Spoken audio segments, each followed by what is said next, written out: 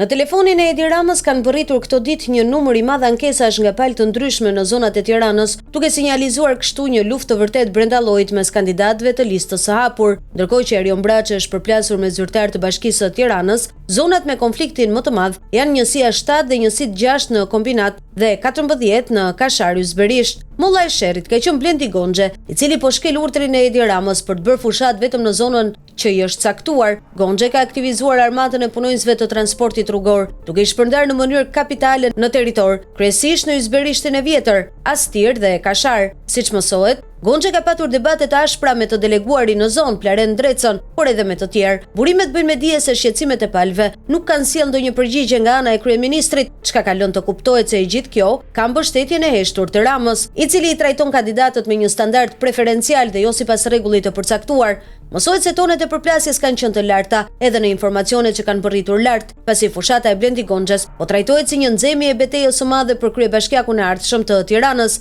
nga që ka të dhëna se ai do të jetë kandidati PS-s në Tiranë. Zgjedhjet e pjesshme që pritet të mbahen pas 6 muajsh në disa bashki të vendit, lëvizje që është parashikuar nga Rama që të mos lërë Tiranën të vetme në një betejë epike që mund ta polarizonte edhe më tej situatën. Edi Rama detyroi kryebashkiakët e Beratit, Burrelit, Pelenës dhe Matit që të japin dorëheqjen dhe i vuri kandidat për deputet. Ervin Demo i Beratit ka kohë që i ka kërkuar Ramës largimin nga detyra pas një sherrri me personazhe të krimit në qytet, të cilët i kanë bërë presion për të firmosur tender dhe vende pune. Kryeministri, në vend që të bllokojë të fortët e Beratit, ka pranuar lirimin e Demos që, siç mësohet, ka në plan ta zhvendosë në qeveri. Nga ana tjetër, kërkon që ta përdorë këtë rast si një mundësi për të mos e lënë garën e Tiranës që të kthehet në një përplasje fatale. Diversifikimi i zgjedhjeve të pjesshme e bën që të zhvillojë një fushatë tjetër elektorale, duke përsëritur retorikën e 11 majit për ta ashtu quajturën pasaportë europiane, retorikë e cila ka një objektiv të caktuar që duket ja ka arritur edhe në këtë fushatë, të zhvendosë nga vëmendja hetimet dhe arrestimet e pak ndaj zyrtarëve të PS-s e të flas për një argument tjetër. Ndërkaq,